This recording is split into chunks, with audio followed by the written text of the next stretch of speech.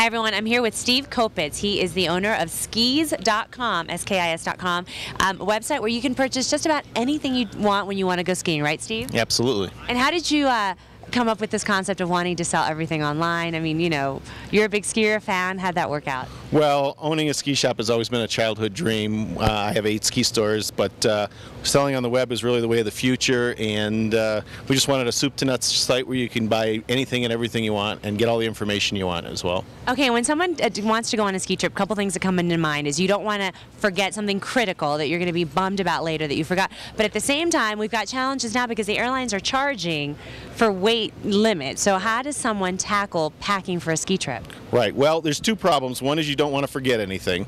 So to help that part, if you go on our website, actually, skis.com, we print out 2 nice little checklists, which makes it really easy, and I still use these every time I pack.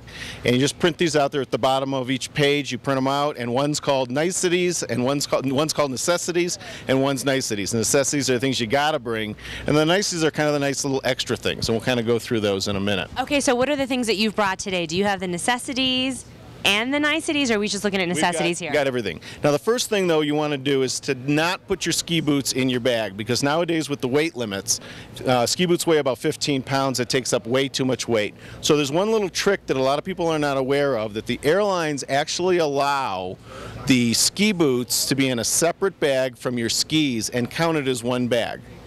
So you can take your ski boots out of the equation. If you can put them in your ski bag that has your skis, that's great. If not, you can put them in a separate one and pack a bunch of stuff in there and go up to 50 pounds. And if you go up to 50 pounds, pretend you're right at 50 pounds, they don't charge you as if it were a 3rd bag, even if you have 2 other bags. Is that correct? Correct. Exactly. So you're really bringing 3 bags for the price of 2. Hey, they never told us that. That's like a little... It's on their website, actually. It's on their website. You can check it out. But if you're still overweight, then the best thing to do is just take your ski bags and put them in a carry-on and carry them on the plane, so that gives you even more opportunity. Okay, so you can take that at that point. Okay, so let's go through some of the items that are very smart to have when you go on a ski trip. Okay, so obviously you got your jacket and your pants. Always you want to make sure that you've got some shoes for sloshing around town that are nice and warm and dry for après ski.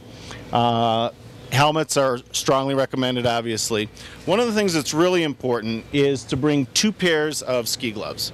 And the reason for that is twofold. One is you can always lose a pair, but the real reason is you always want your gloves to be warm and dry in the morning. And so you really need to let your gloves dry overnight. So when you're going out at night, you want your 2nd pair for that.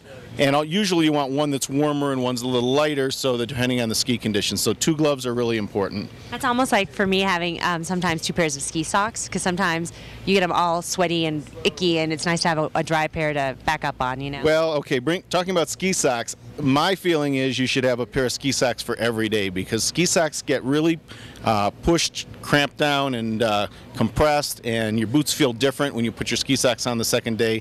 Plus your feet sweat a lot. You can sweat as much as a quart of perspiration in your ski boots if you're a really aggressive skier. So I bring 1 pair of socks for every day I plan to ski.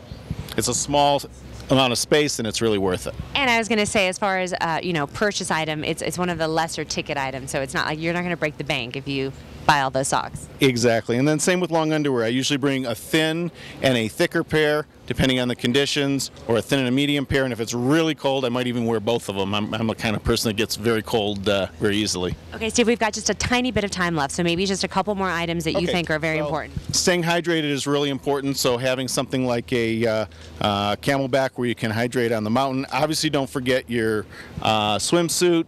And then the little extras are things like cell phone chargers, cameras, hand warmers. Those are all on the niceties list. The little things that you want to bring. Not forget sunscreen, chapstick, all those. Items like that. Steve, thank you so much. Now, if you've seen these items and said, yep, this is exactly what I need, I'm planning a trip, or you're here and you're going, you know, for the next trip, I need X, go to skis.com where you can find out more. Thanks so much for bringing all these items. Yep, the niceties and the necessities. We're going to go ahead and check in with David Bach at the top of Aspen Mountain, and we'll be back. Stay tuned.